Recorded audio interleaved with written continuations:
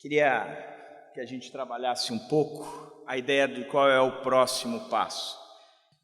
Nós chegamos até aqui, precisamos ir um pouco mais longe. Se você me perguntar, André, como é que você se sente com essa ideia toda? Eu creio que como pastor eu não me sinto confortável. Eu sempre tenho medo do próximo passo, mas eu sempre entendo que Deus me desafia a isso e Ele começa como um incômodo, Ele começa nos fazendo enxergar essa necessidade, Ele começa mostrando uma oportunidade, Ele vai gerando o desafio.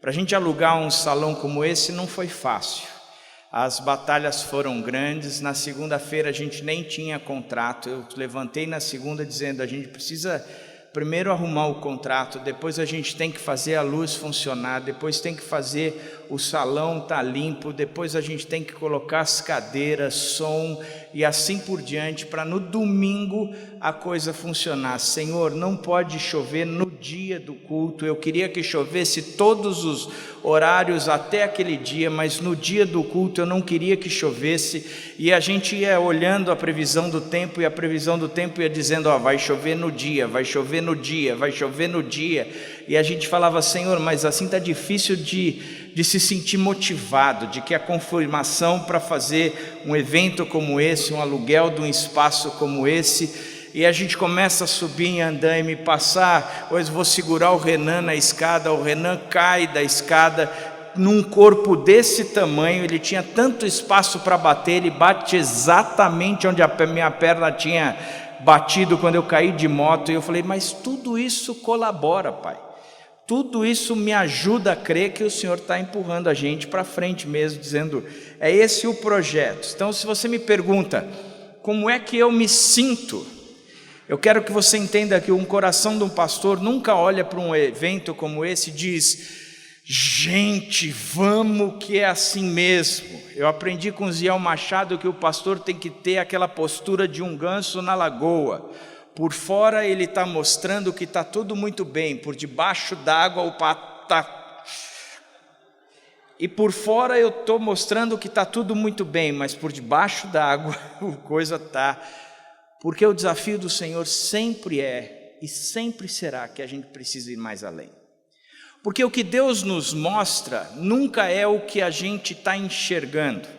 Hoje nós olhamos para um Brasil onde o que o Brasil, pelo menos na nossa região, está gritando é: nós precisamos de mudança, nós precisamos de mudança, a mudança precisa acontecer. E não importa para quem ou qual é a sua visão política, a verdade é que nós estamos dizendo que do jeito que está não dá mais e nós precisamos mudar.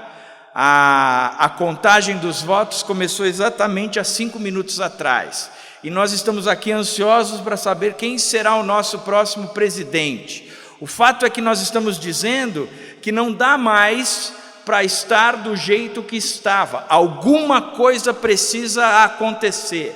Tem muita gente que tem dito, olha, estou extremamente preocupado se fulano continuar, se ciclano não entrar, eu acho que o Brasil vai de mal a pior, se fulano entrar, eu acredito que eu vou ter a minha previdência totalmente mexida, eu sou professor e essa pessoa não apoia o professorado, nós vamos ter uma revolução, nós vamos viver como a Venezuela, vai fechar as portas para a Europa e Estados Unidos, vai fechar a porta para o Mercosul e saem as especulações todas, porque o que nós temos visto são as avaliações que se dizem, se A ou B não entrar, nós estamos perdidos. O que me assustou muito foram as reações, inclusive e principalmente dos cristãos no Facebook. As agressões, inclusive verbais, com palavrões de alto escalão, aonde as pessoas repetiam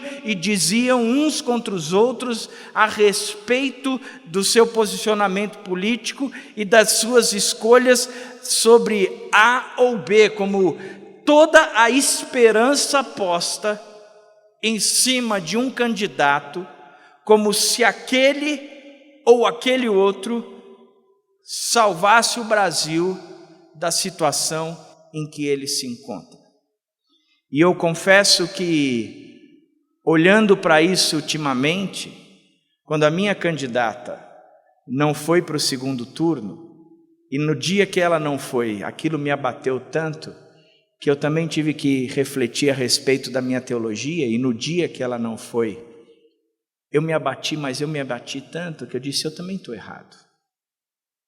Porque eu preciso repensar o que, afinal de contas, ou em quem, afinal de contas, eu coloco toda a minha esperança. Eu precisei olhar para a Bíblia e ver como é que o povo de Deus viveu e quem eram os governantes e os líderes deles durante o período em que eles viveram, como eles se portaram, e dizer que talvez a esperança da gente seja de que nós nunca teremos um líder político que satisfará o desejo de um cristão, a não ser quando soar a trombeta. Por isso, talvez tenhamos errado na maneira como tratamos os outros, ou na expectativa que pusemos. O próximo passo, o projeto Próximo Passo, eu queria pensar com vocês qual é a mudança necessária ao Brasil. E para isso, eu lembrei do Salmo 126, 1, e depois os versos finais desse Salmo 5 e 6, que diz: quando o Senhor trouxe os cativos de volta a Sião, foi como um sonho. E ele termina dizendo: aqueles que semeiam com lágrimas, com alegria colherão. Aquele que sai chorando enquanto lança semente, voltará com cantos de alegria, trazendo os seus feixes. Este salmo apresenta uma realidade para os nossos dias. Ele termina com uma nota aparentemente triste, mas é uma nota de realidade. Viver num mundo sob a perspectiva divina não é fácil, não é uma caminhada nem um pouco gostosa. Há lágrimas, percalços, tristezas, dificuldades.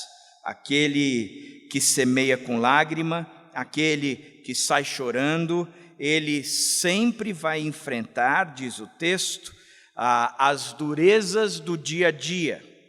Mas o Senhor promete que nós voltaremos com júbilo. Este salmo, ele é de romaria, ou seja, ele é escrito quando o povo ia para o templo, como quando entramos no nosso carro e estamos nos dirigindo à igreja, ou entramos no carro e em família estamos nos conduzindo para o templo, como se nós nos preparássemos para aquilo que nós vamos fazer juntos. Então a família sai de casa para ir para o templo, ela já saía cantando alguns cânticos, e estes salmos de romaria, eles contemplam ou eles fazem parte desses hinos que compunham esse cenário todo de que quando você saía de casa você ia cantando isso. Este em particular foi escrito quando o povo voltava do cativeiro da Babilônia. Este texto em particular, ele representa um momento duro do povo, mas um momento feliz. O povo tinha passado um tempo cativo na Babilônia, um tempo depois que toda Jerusalém havia sido destruída, eles voltavam com o seu templo e a sua cidade destruídas, eles compõem esse hino dizendo: quando o Senhor trouxe os cativos de volta a Sião, foi como um sonho. E eles lembram dizendo: aqueles que semeiam com lágrimas, com canto de alegria colherão, aquele que sai chorando enquanto lança semente, voltará com canto de alegria, trazendo os seus feixes. É um canto daqueles que estão indo para o templo adorar, lembrando que eles passaram por um momento de dificuldade, lembrando sim que eles passaram por um momento de tristeza, lembrando sim que eles passaram por um momento de opressão, aonde eles estavam totalmente longe da terra, totalmente longe do seu lugar de adoração, totalmente ausentes de uma boa comida, de uma boa refeição, pagando altos impostos na própria Babilônia. Eles não tinham direito a casa, comida, roupa, direito própria, mas eles tinham que trabalhar, e tudo o que produziam era para o outro. Além de tudo isso, eles dizem: agora nós podemos voltar para casa, reconstruir o que é nosso, e isso é um sonho. E queremos lembrar que aquele que sai chorando, semeando, um dia volta feliz. Aquele que sai chorando mesmo, e ele repete por 2 vezes: aquele que sai chorando, um dia volta cantando.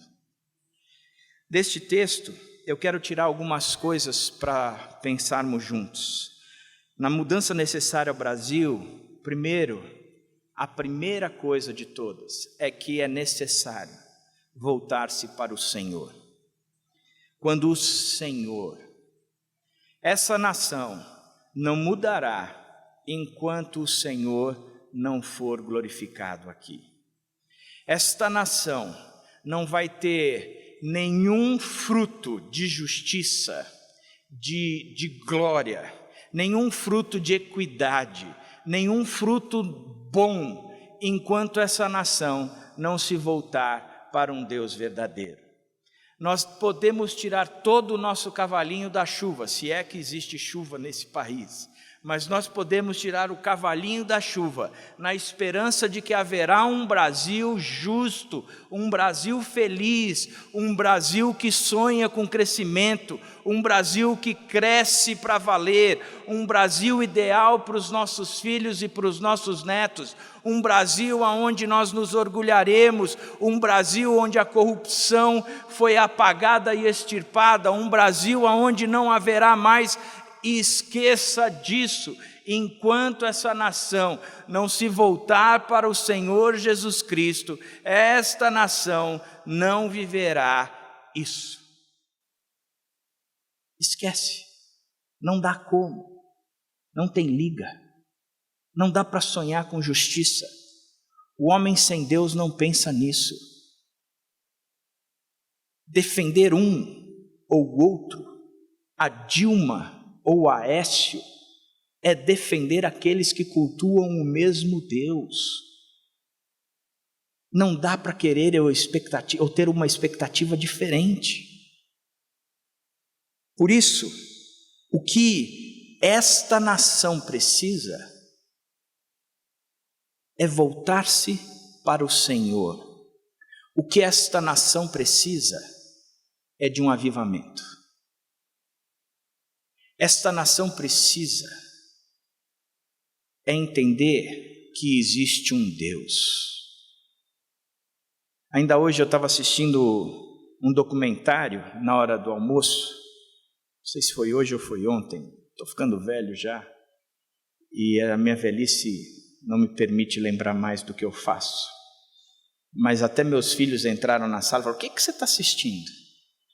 Do Richard Dawkins, e da sua maneira ousada de propagar o ateísmo no mundo, as palestras que ele tem pregado nas principais universidades e centros deste mundo.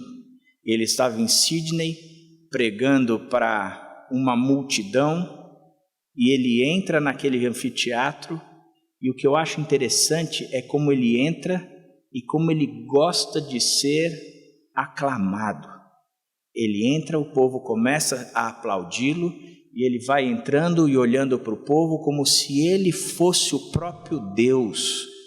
E ele gosta daquilo, e ele vai olhando para o lado, e ele senta ali, e ele faz questão de dizer que Deus não existe e que isto é loucura, e que a ciência explica tudo.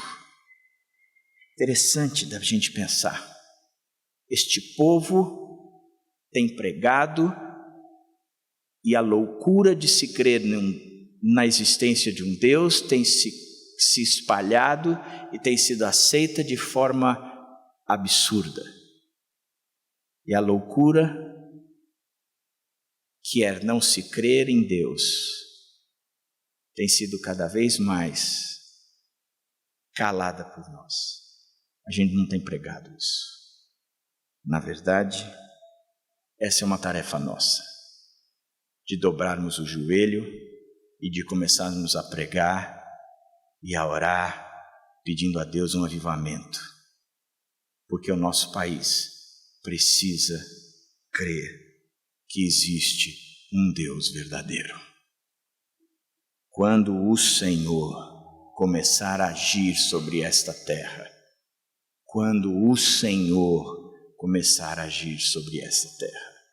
Segunda característica do que esse texto diz é que a mudança necessária ao Brasil é que a igreja precisa se fortalecer. Quando o Senhor trouxer os cativos de volta a Sião, Sião é a representação do povo de Deus, e Deus precisa trazer de volta a igreja. A igreja precisa ter a sua representação novamente à tona. A igreja precisa ter a sua cara novamente de igreja. A igreja precisa assumir o seu compromisso e o seu chamado. A igreja precisa sair do âmbito de cultos somente, daquele espaço que lhe caracteriza como um espaço gospel, aonde hoje nós pregamos e fazemos shows, aonde as pessoas vêm para assistir espetáculos, aonde as pessoas vêm para verem cada vez mais shows e apresentações e uma série de outras coisas para existir como igreja de fato. A igreja precisa ser aquele canal de transformação da sociedade. A igreja existe para ser a referência, a igreja existe para ser o sal, a igreja existe para ser a luz. A partir do momento que ela não for mais sal, ela não serve para mais nada, a não ser para ser jogada fora, pisada pelos homens e não ter significado na sua sociedade. A igreja existe para ser referência. Cada vez mais eu acredito que enquanto a igreja não assumir o seu papel e não for fortalecida de novo e levantar o estandarte de que Cristo é o Senhor e que o reino e a justiça precisam ser propagados nessa sociedade que prega um reino cada vez mais individualista, um reino que tem nome, Aécio ou Dilma, um reino que tem características próprias, um reino que tem senhores e um reino cheio de corrupção, onde a justiça não é a justiça de Deus, mas é a justiça de homens. A justiça não é aquela que prevalece e é eterna, onde nós não pagamos o preço da justiça. Enquanto isso não for levantado, enquanto a igreja não se apresentar como tal, cada vez mais esse mundo será caracterizado por uma igreja fraca e um mundo podre. Por isso a igreja precisa se levantar. Por isso a igreja precisa se fortalecer. Por isso o cristão precisa se apresentar como tal. A igreja perdeu a sua marca. A igreja não tem mais cara de igreja. A igreja tem cara de clube. Qual é a justiça que a igreja tem pregado hoje? Por que você votou em quem você votou?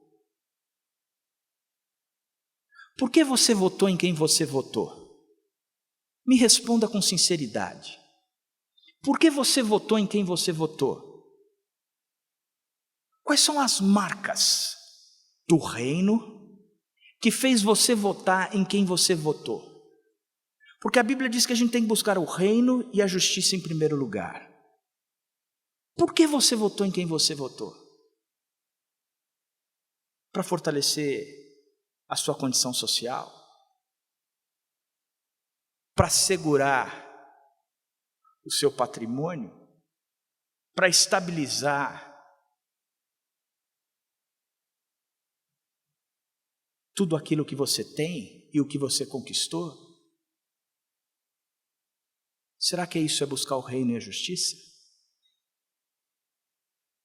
Quando a Bíblia diz que a verdadeira religião é cuidar dos órfãos e das viúvas.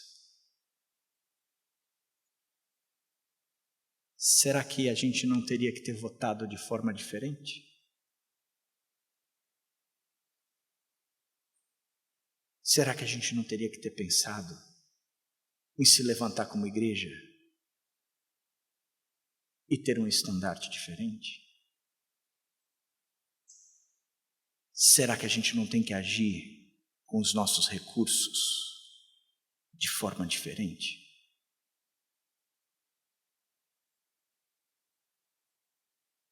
Será que não estamos deitados em berço esplêndido? Porque como igreja, é isso que nós queremos? Será?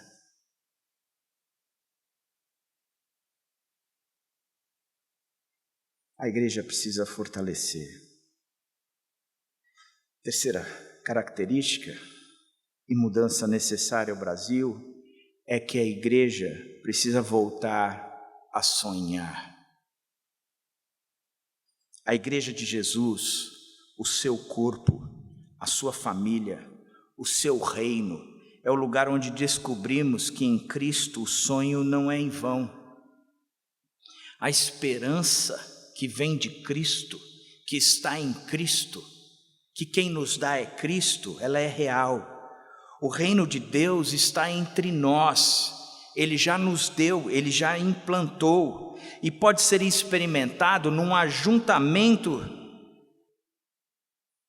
E esse ajuntamento ele é criado pelo sacrifício de Cristo e pela presença restauradora do Espírito Santo de Deus em nós.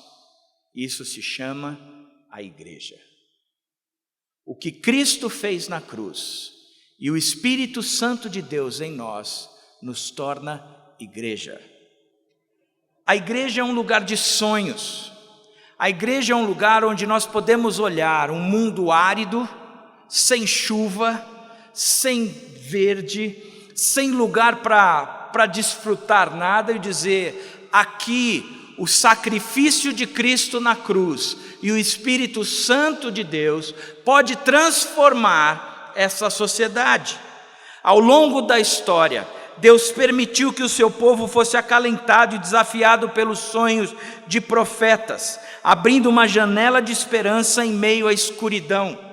Quando você estuda a Bíblia, você vê que Abraão fez isso, que José fez isso, que Salomão fez isso, que Daniel fez isso, e muitos outros fizeram isso. O sonho, ele foi prometido na Bíblia, e nós podemos ver isso na Bíblia de forma clara.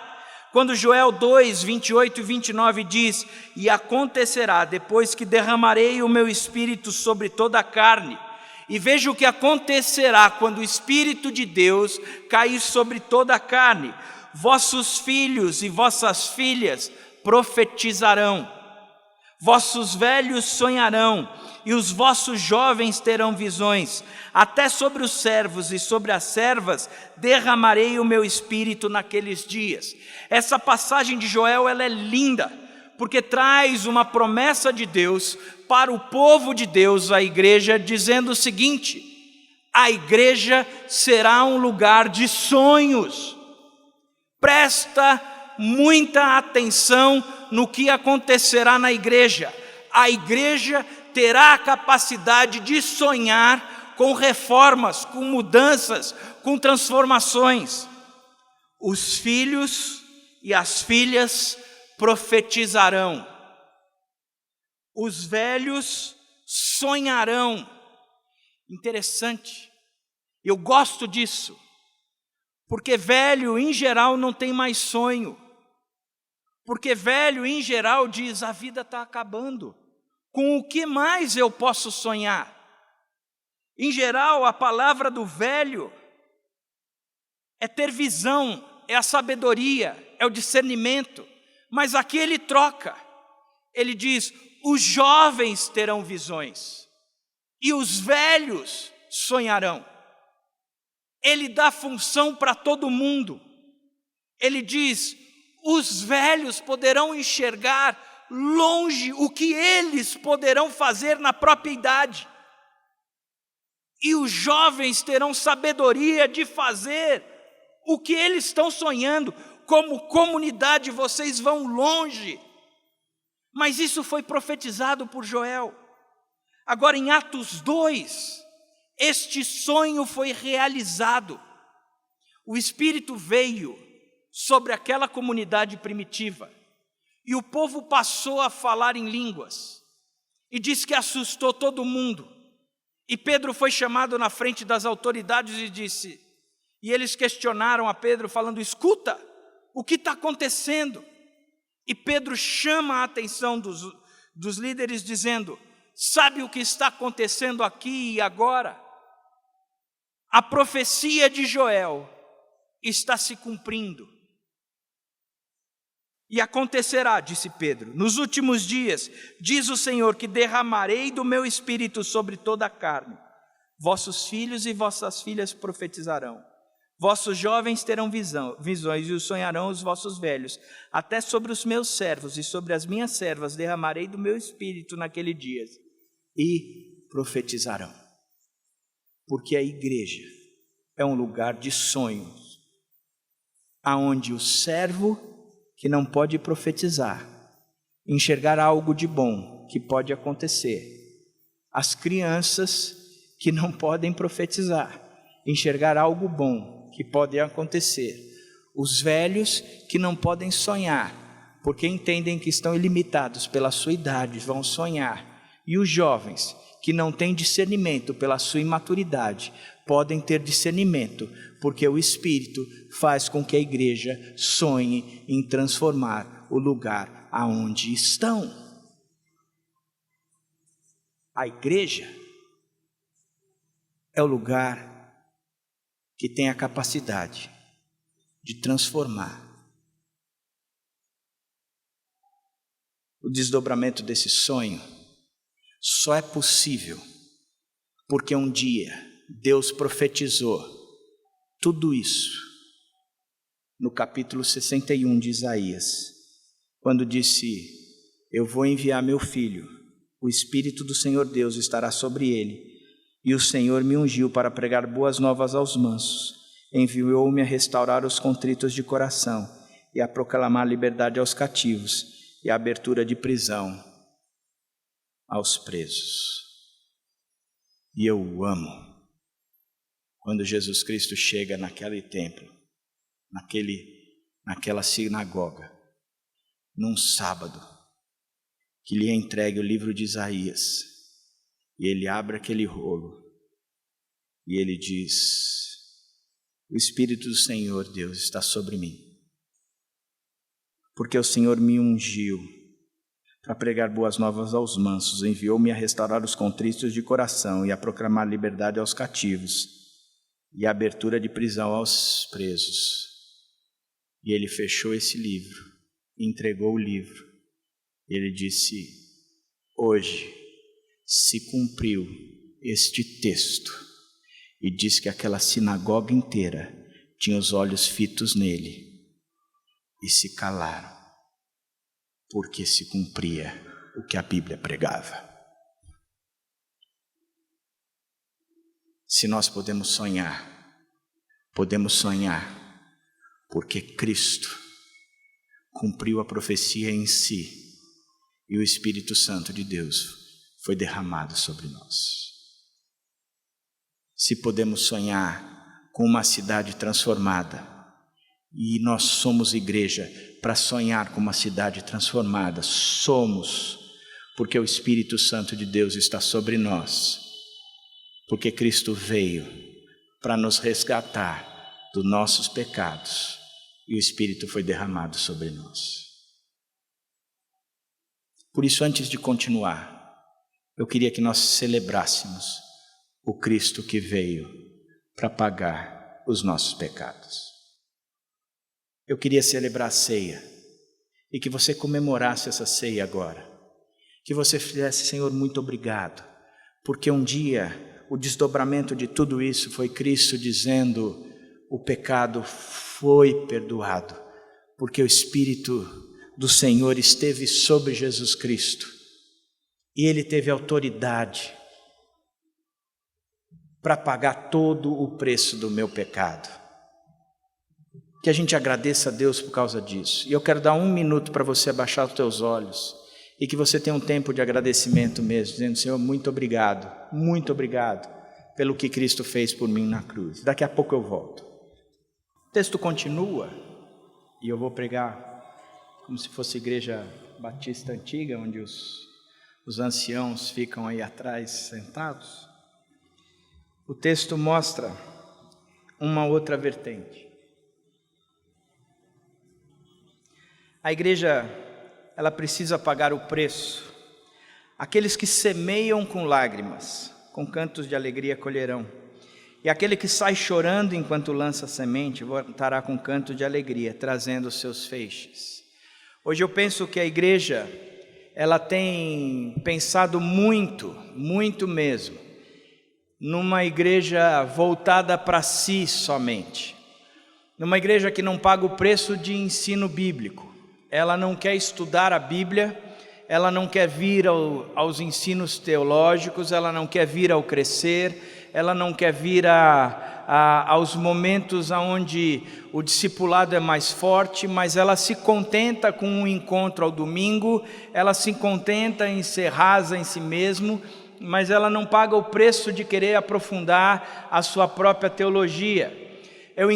Eu entendo que a igreja também, ela não quer pagar o preço de servir. Você vê que os ministérios existem e muitas vezes a pessoa não quer servir e vir semanalmente pagar o preço de dar uma aula no Crescer, ou dar uma aula no GC, ou se envolver num ministério da igreja que dá trabalho. Cuidar de criança dá trabalho, cuidar do berçário dá trabalho, cuidar de adolescente dá muito trabalho, e a pessoa não quer se envolver com tudo isso, mas ela quer trazer a criança. Tem gente que traz a criança e vai embora, vai correr, vai fazer ginástica, mas deixa seu filho no delivery da igreja e depois vai se divertir em algum outro canto, mas ela vir servir mesmo não interessa. Tem pessoas que pensam que pagar o preço dentro da igreja não é um negócio interessante. Grupo pequeno é interessante de vez em quando, mas o participar do grupo pequeno semanalmente é bom, mas eu vou quando dá. Eu tenho as minhas prioridades, eu tenho os meus afazeres numa sexta-feira, numa quarta-feira, numa segunda-feira. Quando eu não tenho nada, aí eu vou no meu grupo pequeno, mas a minha prioridade não é estar lá semanalmente. Abrir a minha casa, então, nem pensar. Levar o lanche ou o café ou repartir a palavra, não. Mas a Bíblia diz que a gente tem que semear com lágrima, que a gente sai chorando enquanto lança a semente, que a gente buscar aquele chefe chato, e aquele chefe chato ele precisa ouvir a palavra, ele precisa de um testemunho forte, ele precisa ver como é que eu vivo a palavra de fato, como é que eu vivo a Cristo de fato. E eu preciso estar ali espelhando a Jesus Cristo o tempo todo, que o cristianismo não é algo simplesmente gostoso de ser vivido, pelo contrário, o desafio do cristianismo é duro. Aquele que quer me seguir, a si mesmo se negue, tome a sua cruz e então me siga, que o preço do cristianismo é a morte. O preço do cristianismo é algo que eu tenho que levar até o extremo da minha própria vida. Eu conduzo a minha vida à morte, pois o viver é Cristo e o morrer é lucro. Eu tenho que viver como Cristo viveu, pois eu tenho que conduzir e sacrificar o meu viver diariamente na cruz de Cristo. Significa que o seguir a Cristo é dureza, não é fácil. E enquanto eu não entender isso, e eu achar que Cristo tem que me servir, que Cristo é que tem que me dar todas as coisas, que Cristo é que tem que suprir todas as minhas necessidades, que Cristo é que tem que honrar com todas as minhas contas e os meus pagamentos, que Cristo é que tem, e Cristo é que tem, Cristo é que tem, e na verdade quem tem sou eu. O cristianismo é algo que eu pago, por seguir a Cristo, porque tudo o que precisava ser feito, Ele já fez na cruz. Já me foi entregue. Eu gostei muito da Semana Teológica com Carlos McCord, quando ele diz: o casamento dos sonhos Deus já me deu. E o que eu preciso fazer é permanecer em Cristo, que o resto Ele me dá. Eu preciso permanecer em Cristo, que o resto Ele me dá. O difícil é permanecer em Cristo, que em geral eu permaneço em mim mesmo. Para eu permanecer em Cristo, eu tenho que sacrificar o meu eu. Por isso, aquele que semeia com lágrimas, aquele que sai chorando enquanto lança semente, aquele que sofre pagando o preço, aquele que cobra ou que paga a dor, que sente a dor, que paga o preço, esse é o cara que segue a Cristo de fato. O cristianismo não é barato. Muita gente diz: mas o que eu preciso fazer no cristianismo? Jesus Cristo já fez tudo. Você só precisa matar a si mesmo para que Cristo viva em você. É alto o preço. É alto o preço. Mas o resultado final é que a igreja vive o sonho. Com cantos de alegria colherão, e voltará com cantos de alegria trazendo seus feixes. A igreja tem capacidade de sonhar. A igreja tem a capacidade de vislumbrar que aonde está seco, Jesus vai fazer chover. Que aonde precisa haver mudanças, Jesus transformará.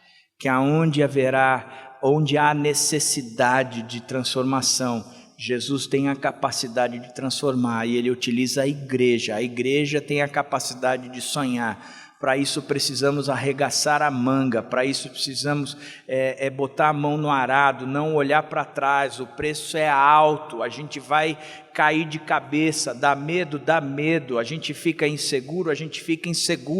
O que a gente precisa fazer é obedecer mesmo, é seguir a Cristo enquanto Ele está mandando. Vamos em frente,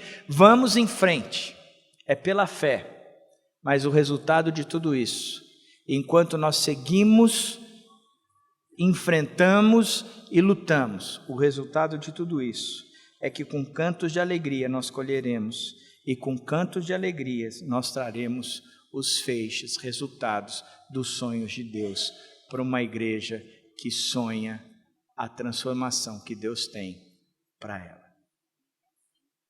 Por isso que é uma igreja que tem que ser vinculada a um projeto de Deus. Uma cidade transformada através de uma igreja acolhedora. Esse tem que ser o sonho da gente.